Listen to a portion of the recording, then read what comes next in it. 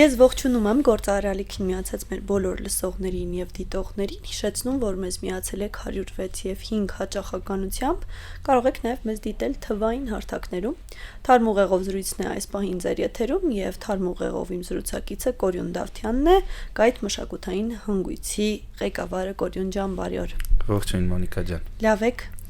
Շատ լավ։ Կարևոր առիթ ունեք մոտակա ժամանակներում, Գայթը արդեն 12 տարեկան է, երբ այդ մասին ասացիք, մենք մի քանի անգամ հաղորդում ենք ունեցել, բայց չեմ պատկերացրել, որ 12 տարի է արդեն, ինչ դուք գործունեություն եք ծավալում, տարբեր ծրագրեր եք իրականացնում, կուզեմ, որ գնանք այդ ամենասկիզբը 12 տարի առաջ ինչպես ստեղծվեց Գայթը։ Շատ շնորհակալ եմ համ հարցի համար, համ հրավերի, ուզում եմ առանձնահատուկ ասել, որ այդ ընթացքում գործարարալիքը հավատարիմ իր քաղաքականությանն ու արժեքներին միշտ հրավիրել է ու հնարավորություն է տվել պատմելու մեր գործունեության մասին։ Գայթը ստեղծել ենք 2014 թվականին, շատ դիպվածով է իրականում ստեղծվել, որովհետև ես Կարին ավանդական երկու բարի խմբում ապրում էի եւ գործունեությունը մշակութային այնտեղ էր ծավալվում իմ ամբողջ։ Հետո խոսեցի պարոն Գինոսյանի հետ, քանի որ մի խումբ երիտասարդներ առաջարկում էին իրենց բարել սովորեցնել եւ այդպես ստեղծվեց Գայթը, սկզբում որպես բարի խումբ, մոտ 1 տարվա ընթացքում ձևակերպեցինք ընդհանուր քաղաքականությունը ու փիլիսոփայությունը այնպես, որ դարձանք մշակութային հանգույց։ Միտքն այն էր, որ տարբեր ոլորտի մասնագետներ արվեստի տարբեր ոլորտների, թե կլիներ դա ճարտարապետություն, նկարչություն, կավագործություն, երաժիշտներ, երգիչներ եւ այլն, բոլորը այդպես մի տեսակ համախմբվեցինք եւ հասկացանք, որ համապարփակ մոտեցում է պետք արվեստի ու մշակույթի ոլորտում, հիմնական նպատակ ունենալով ժողովրդական արվեստները ու որակյալ արվեստը զարգացնելու եւ տարածելու։ Ինչ է ընդհանրությունը այդ բոլոր մարդիկ երբ հավաքվել են Գայթում, ինչ մեկ գաղափար կամ մի քանի գաղափարներ են, որ բոլորին միավորել են այդտեղ։ Որակյալի հարցներ առաջնահերթ։ Ավելի շատ հայկականի եւ որակյալի, ոնց որ առանձին որակյալին տեղի չի ունենում, հայկական որակյալի խնդիր էր դրված ու նաեւ գործիքակազմ զարգացնելու, որով հնարավոր կլիներ հայկական արվեստները, նամանավանդ ժողովրդական արվեստները ավելի լավ հռչակենք, ավելի լավ արտադրություն ունենանք, ավելի նոր մոտեցումներով ներկայացնենք, որպեսզի ժամանակակից մարդու ընկալումներին հարմար լինի, ծիսակարգում բերենք հայկական երաժշտությունը դարձնենք մասնակից։ Շատ ժամանակ տպավորություն է ստեղծում, թե մենք ասում ենք հայկական հարսանիքներին, ծեսերին, արարողակարգերին չլինեն այլ մշակույթներ կամ այլ դրսևորումներ, խնդիրը լրիվ հակառակն է, դրանցում հայկական շատ քիչ կա եւ մենք ոնց որ խնդիր դրեցինք, որ ասում ենք նենց հասնենք նրան, որ մեր մշակույթը ներկա լինի մեր ծիսակարգերում։ Եվ դες հաջողվել է։ Մեր դրված խնդիրները այո լուծել ենք, Գայթի առաջ դրված խնդիրները, սակայն ընդհանրության մեջ եթե նայենք հայ ժողովրդի ոչ նյութական եւ նյութական ժառանգության, պահպանության, զարգացման, դրսևորման, վերաօգտագործման, մոնետիզացիայի ինչու՞ չէ հարցերը շատ բացեր կան եւ մենք դեռ շատ ճանապարհ ունենք գնալու եւ մեր նման կազմակերպությունը, նաեւ Հայաստանի Հանրապետությունը, Սփյուռքում գործող ինստիտուտները կարծում եմ անխուսափելիորեն եւ հավատում եմ, որ կգան մի ընդհանուր միջավայր, կունենան մի ընդհանուր միջավայր, մի հարթակ, որտեղ հնարավորություն կունենան համակարգված գործունեություն ծավալել բոլորով իրար հետ։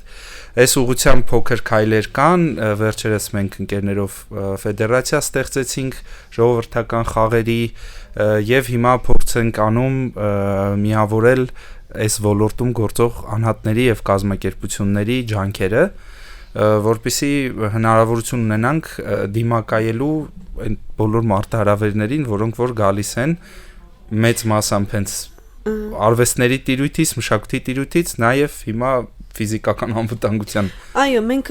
20 թվականից հետո շատ ենք խոսում անվտանգության մասին եւ անվտանգության խնդիրների մասին, ու կարծում եմ շատ կարեւոր է մշակույթի դերը այդ անվտանգության մեջ, մշակութային անվտանգություն ասվածը, թե մենք որքանով ենք հասկանում դրա արժեքը, ինչ նշանակություն ենք տալիս այդ ժառանգությանը, ոնց պիտի վերաբերվել, ոնց պիտի պահպանել, ժառանգել նաեւ, այդ մասով կուզեմ մի փոքր զրուցենք, որ խնդիրներն է, որ հնարավոր է եղել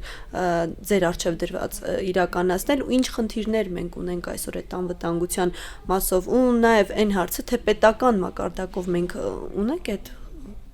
դրված խնդիրը լուծելու մի քիչ ստիպված եմ երկար պատասխանել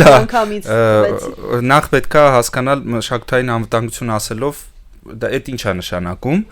ինքը ահագին նոր տերմին է 50-60 տարվա ընթացքում առաջ եկած երբ որ հասկացել եմ որ դա ընդհանուր խնդիրների մեջ առանձին եւ իր յուրահատկությունները ունեցող խնդիր է եւ եթե օրինակ պետության անվտանգության կոնտեքստում հասկանում ենք հիմնականում ռազմական անվտանգությունը սահմանների անվտանգությունը ինքնիշխանության պահպանման հարցը եւ պաշտպանության հարցը մշակութային անվտանգության պարագայում ավելի շատ ոնց որ հասարակական անվտանգության ինքնության հարցերի, լեզվի հարցերի, ընդհանուր մարտավարության ինչ ձևի ասիմիլյացիաների վտանգներ կան, պատմական ընդհանուր հիշողության, նյութական ու ոչ նյութական արժեքների ժառանգության այս ամբողջի կոնտեքստում է մշակութային անվտանգությունը աշխատում ու եթե մենք վերջին 5 տարին դիտարկենք, իհարկե դրանից առաջ էլ ինչքան լայն գնանք, այնքան ավելի ցավոտ են հայ ժողովրդի կորուստները ու հենց ուղիղ խոսքի ուղիղ իմաստով մեր ժառանգությունը թե քանդվում է, թե թալանվում է, թե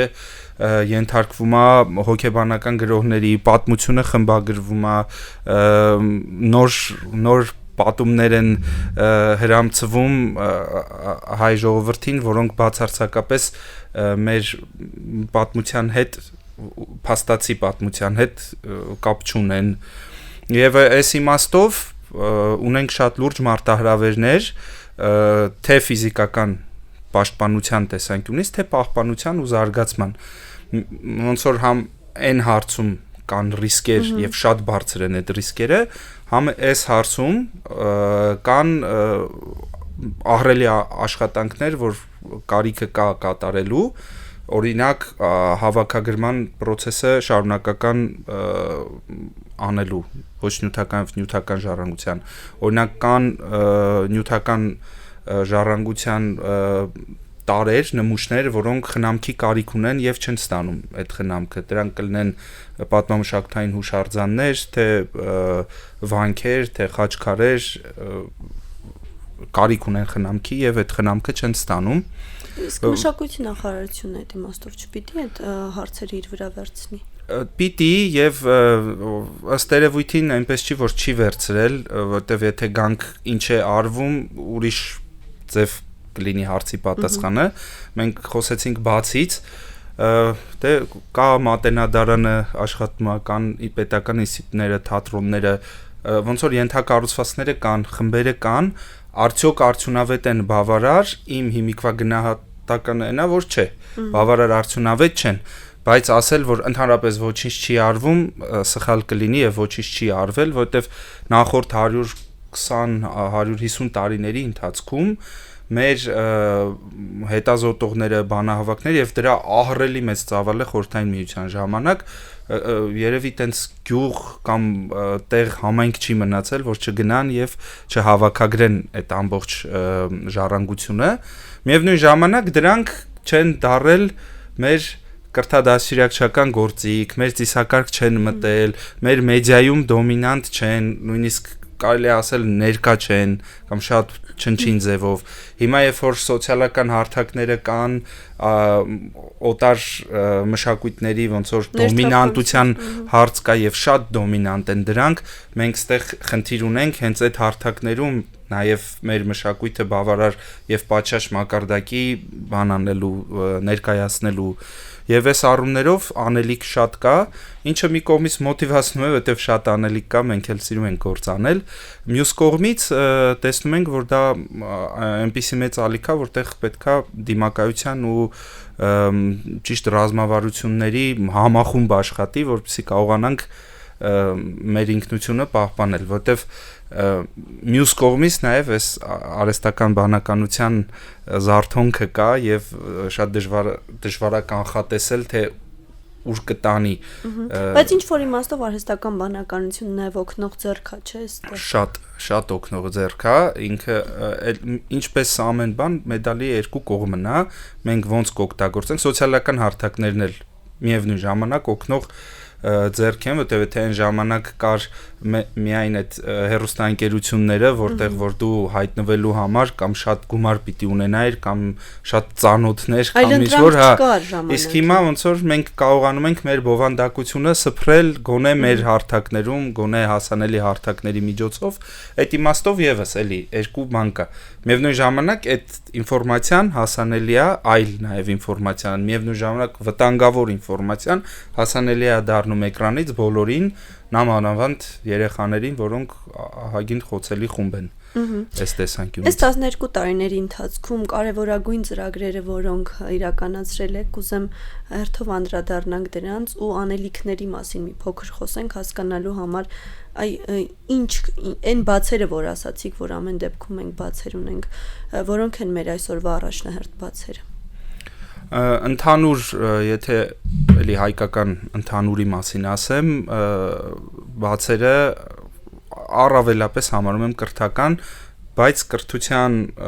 տակ հասկանում եմ նաև ինֆորմալը, որը որ պրոպագանդայի գործիքներով, շփումների, ինչ որ արարողությունների ծեսերի ժամանակ տեղի ունեցող կրթությունն է, ֆորմալ կրթության տեսանկյունից կարծում եմ բավարար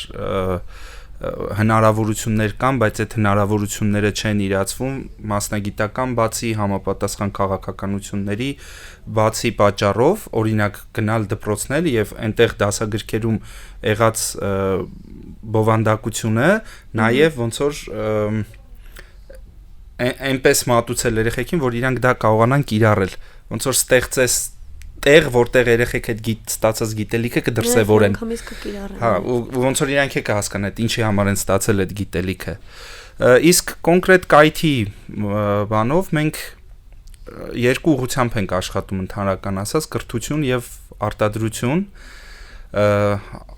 Արտադրական գործընթացում ունենք երկու կայացած արտիստ, Կայթ նվագախումբը եւ Թակբար նվագախումբը։ Մեկը ժողովրդական երգերը, որոնք քիչ են կատարված կամ գրեթե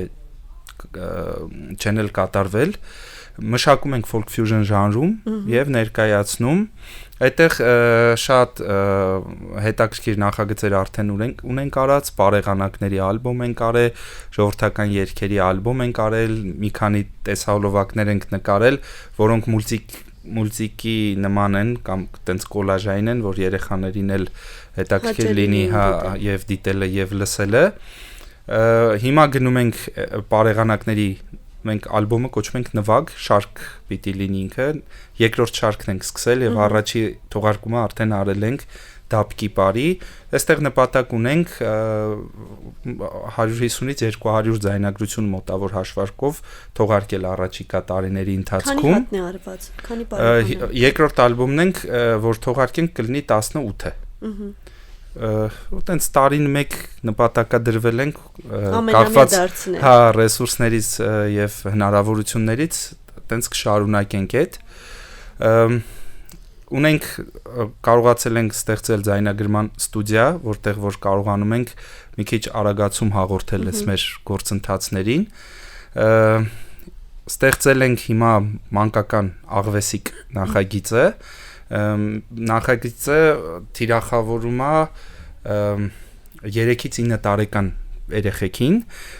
ու ստեղ ունենք շատ ստացված առաջի պրոդուկտը Հայրիկն ու աղվեսիկը գիրքը Հայրիկ Մուրադյանի 120-ամյակին նվիրված ենք արել, որտեղ Հայրիկ Մուրադյանի փոխանցած ավանդազրույցները երգերի հետ կապված վերածել ենք հեքիաթների, հեքիաթի ձևով ենք պատմում ընթերցողին թե ինչի մասին է երգը ու տալիս ենք հարթակ սկանավորելով QR-ը հնարավորություն կա լսելու երգը folk fusion ժանրում էլի գործիքավորած եւ մանկական ձայնով երեխաներն են կատարում ու նույն երգի կարաոկե տարբերակն ենք դրել հա որ արդեն իրենք կարող են կատարել եւ շատ ուրախ ենք որովհետեւ դա մեզ համար մեծ հանգրվան էր վաղուց ուզում էինք այդ ոնց որ շկալան վերցնել նաեւ էս մեր ժանրի մեջ մեր ոլորտում ու անցած տարի ստացվեց հիմա կան այդ բոլոր մեծ գրախանութներում արդեն տրված են մեր այդ համանուն էջում աղվեսիկ էջում հնարավորություն կա այնտեղից պատվիրելու եւ առաքում կլինի այդպես այսինքն ահագին հասանելի մի զանգով կամ մի բանով նամակով կարելի է ձեռք բերել իսկ հետաքրքրությունը ոնց համեն դեպքում այդ ստեղծածի հանդեպ սրա հանդեպ բավականին բարձր մենք նախագիծը Երևանի քաղաքապետարանի հայտարարած մրցույթի շրջանակներում արեցինք եւ 1000 գիրք փոխանցվել են Երևանի գրադարաններին, դպրոցներին եւ մանկապարտեզներին ու հենց նկատի ունենալով որ այնտեղ կան երաժշտական ծրագրեր ուսուցիչները հանդեսներ են կազմակերպում երեխաների համար հեշտացնում են մենք ոնց որ լավ ձայնագրություններ ենք տվել եւ լավ բովանդակություն որ իրենք օգտվեն դրանից քանի որ մանկապարտեզը իրեն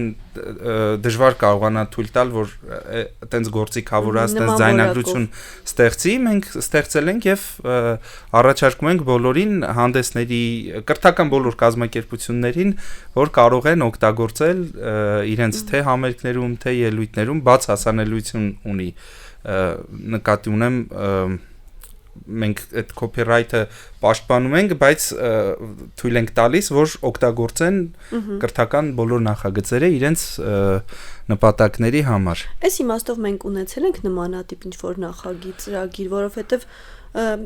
ինձ քիչ է հանդիպում, նաև քիչ է հանդիպում հայալեզու մուլտֆիլմեր փոքրերի համար, այդ իմաստով էլ ունեք որևէ ծրագիր երաժշտական։ Մենք այս երգերը վերածում ենք հիմա մուլտֆիլմերի եւ տեսահոլովակները կթողարկվեն ժամանակի ընթացքում առաջինը մեկ ամսվա մեջ արդեն կհրապարակենք կան հայալեզու մուլտֆիլմեր որակի մասին դժվար է բան ասել բայց մանավանդ խորհրդային միության ժամանակ շատ լավ մուլտֆիլմեր կան։ Այն ժամանակ հա դրանից հետո կարծես թե ինչ-որ մի ժամանակահատված կանգ է առել այդ process-ը։ Հա, հիմա մենք արհեստական բանականությունից խոսեցինք, ինձ թվում է ահագին մեծ հնարավորություններ կստեղծի հայկական արտադրողների համար եւ արդեն տեսնում ենք հնարավորությունների նաեւ այդ վիդեո ստեղծող արհեստական բանականությունները այն աստիճան արագ են զարգանում, որ մենք թերևս 1 կամ 2 տարի ամենաշատը հետո հնարավորություն կունենանք ստեղծելու Disney մակարդակի մուլտֆիլմ, օրինակ, այսինքն գործիքակազմը դառնում է շատ հասանելի։ Մեր հանգույցում արդեն ունենք ուսանողներ, որոնք ամբողջ օրը ուսումնասիրում են այդ նայում են դինամիկան ոնց է ու դրանցով աշխատում են։ Կրթական ծրագրերի մասով ձեռք բերում կարող եմ համարել Արև է ելել ծրագիրը, որը Խաչիկ գյուղում արեցինք։ Մենք այնտեղ հասանք հրաշալի մի հանգրվանի, ստեղծվեցին են աշխատատեղերը եւ մեր վերապատրաստած մասնագետները հիմա համայնքապետարանի աշխատողներ են եւ շարունակում են ծրագիրը, այսինքն ստացվեց համայնքապետարանի այդ աշխատանքով շարունակականությունը ապահովել ու սկսել ենք Եղեգիս համայնքի հետ աշխատանքներ, որ այնտեղ էլ աստիճանաբար նույն process-ով ստեղծենք այդ մշակութային ակումբը եւ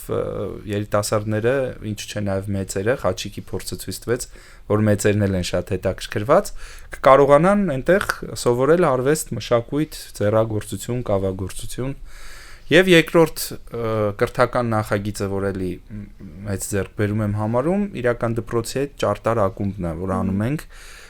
առանձին մի համակարգ ճարտար ակումբն է իր երգչախմբով, նվագախմբով, ռիթմերի խմբով, նկարչության խմբով գրքեր ենք արտադրում ուսանողների հետ, բանահավաքչություն ենք անում, հիմա մի գիրք արդեն արել են, երկրորդը մինչև մայիսի վերջ կթողարկվի հայկական ոչ նյութական ժառանգությանը վերաբերվող երգերի եւ հեքիաթների հավաքագրում ենք անում, որ գրքով թողարկենք։ Ինչն է ձեզ համար այս ժամանակահատվածում նորություն եղել։ Դժվար հարց է, բայց երևի թե հենց ինքը հայկական ժողովրդական արվեստները ինձ համար անտակ, այսինքն հնարավոր ծերը տեսնել չի լինում, ես օրինակ երաժշտությունը բարը բավարար շատ ուսումնասիրել եմ, մինչև կայքը ստեղծել եւ դրանից հետո էլ, բայց որ ընդլայնվեց, սկսել եմ ուսումնասիրել ճարտարապետությունը, հոգևոր մշակույթը, մեր ունեցած լեգենդները, առասպելները, ավանդազրույցները, աննորմալ մեծ ծավալ ունենք, հեքիաթները եւ ամեն մեկը առանձին վերցրած ինչ-որ գանձ է ու ինձ թվում է անվերջ է այդ ուսումնասիրությունը մի ուսումնասիրությունից մեկն է չէ բացվում այո ու իրանք իրար հետ շատ հետաքրքիր հարաբերությունների մեջ են երբ որ առասպելը կամ էպոսը օրինակ կարդում ենք եւ ճանաչում ենք ժողովրդական երաժշտությունը տեսնում ենք որ իրանք իրար հետ են զարմիկներ են քուրի եղբայր են հայր ու մայր են ու շատ հետաքրքիր հարաբերություն ունենք ու ինձ համար շատ մեծ բացահայտում է եղել նաև այն որ մենք այս խնդիրներից որ խոսում ենք տպավորությունն է թե մենակ մենք ունենք այս խնդիրները բայց ամբողջ մարդկությունը այս խնդիրների առաջ կանգնած է բոլորի մոտ կան այս հարցերը եւ հիմա եթե մենք եկանք մի մտքի որ կարողանում ենք լավ լուծումներ գտնել հայկական ժողովրդական արվեստների կամ ժառանգության առհասարակ որևէ ձև դրսևորման, զարգացման, նորարարությունների, մենք դրանով ոչ միայն հայերի հարց ենք լուծում, այլ երբ որ այդ փորձը փոխանակում ենք, կիսում ենք մեր օտարերկրյա գործընկերների հետ, իրենք մենք իրենցից սովորում ենք թե ինչ են իրենք արել, իրենք մեզնից են սովորում, եւ ես ուզում եմ արձանագրել, որ ահագին մենք այսքան խնդիրներով հանդերձ մեր վիճակը ահագին լավ է։ Մի քանի պատճառով, որովհետեւ շատ լավ ժամանակ են մեր հետազոտողները հասկացել, որ արժեք կա ստեղ եւ կարիք կա ֆիքսելու սկսած Զրմանձտյանից, հետո Կոմիտասը երաժշտության մասով, հետո իրեն շարունակողները Սրբույր Լիսիցյանը պարերի մասով անսահման նյութ են գնացել եւ հավաքել ու այդտեղ մեր բախտը իրոք վերել է, որտեվ 50 տարի այս կողմեն կողմ կարողա կեսնե չունենայինք կամ ոչ մի բանը չունենայինք բանի առումով, քաղաքականության առումով կան շատ հայկական կազմակերպություններ, որոնք հրաշալի աշխատանք են տարել Կարինի արածը չեմ կարող չընդգծել առանձին պարոն Գինոսյանի ղեկավարությամբ, որ հայկական պարին, ժողովրդական պարերին մի տեսակ սոցիալական ինստիտուտի դրանց այդ տարածման process-ին սոցիալական ինստիտուտի վիճակի հասցրեց, նկատի ունեմ այն, որ այլևս այդ process-ը մարդկանց սեփականությունն է, այսինքն որևէ մեկից կախված չի եւ այդ process-ը շարունակական կգնա ու դա եւս մեր ժողովրդական արվեստների ոլորտում շատ մեծ ձեռքբերում է, շատ բարձր հանգրվան է ու երբ որ տեսնում են մեր օտար գործընկերները ինչպես եղավ հնարավոր ընդամենը 20 տարում դարձնել դա այդ մասշտաբի որ ինքնաշարունակվող լինի, այսինքն նորից ժողովրդականանա, դա շատ հետաքրքիր մոտիվացիա է նաև իրենց։ Իհարկե ու շատ հետաքրքիր բան է պատմություն էլի, որպես ոնց որ լուծում, այդ խնդրի լուծում շատ հետաքրքիր լուծում է։ Կորին ջան, մենք մի քանի րոպե ժամանակ ունենք, այ ամսի 11-ին եք տոնում 12-ամյակը, ինչ որ հատուկ միջոցառում է լինելու, ինչպես եք անցկացնելու օրը։ Նախ առիթից օգտվելով սիրով հրավիրում եմ նաև քեզ Մոնիկա ջան, շատ ուրախ կլինեմ, որ ներկա լինես։ Մենք նշելու ենք Ստանիսլավսկու թատրոնում ապրիլի 11-ին ժամը 6:30 կմեկնարկենք ցուցահանդես, որտեղ առանձին այս բոլոր նախագծերը, որոնցից խոսեցինք, իրենք արդեն իրենց սեփական ձեռքբերումներով հանդես կգան, ցույց կտան իրենց պրոդուկտները, լուծումները, որ նախագիծը ինչ խնդրի վրա է կենտրոնացած։ Այդ ընթացքում ելույթ կունենա Ճարտար ակումբի խորը, կներկայացնենք հոգևոր երաժշտություն, որից հետո մեր մանկական նախագիծը ելույթ կունենա, աղվեսիկը հայկական ժողովրդական երգեր կներկայացնեն։ Ժամը 7:30 կմեկնարկի բուն համերգը, որի ընթացքում մեր հանգույցի արտիստները, Կայտ նվագախումբը, Պարի խումբը, Թակպար նվագախումբը եւ մեր ընկերները, արտիստ ընկերները, որոնք հատուկ հյուրի կարգավիճակով եւս կլինեն ներկա ու կունենանք հայկական ժողովրդական երգերի համերգ օր։ Հայկական օր է լինելու։ Այո։ Շնորհակալ եմ ձեզ զրույցի համար, ուրախ եւ այսպես լավ օր եմ ցանկանում ու թող շարունակական լինի այն գործը, որ անում եք ու խոչընդոտները քիչ լինեն։ Շնորհակալություն։ Մեզ լսողներին եւ դիտողներին եւս մեկ անգամ հիշեցնեմ, որ Կորյուն Դավթյանն էր առաջին խոսափողի մոտ, ով Կայթ մշակութային հանգույցի ղեկավարն է, իսկ ձեզ համար աշխատեց Մոնիկա Մամյանը, կհանդիպենք հաջողություն։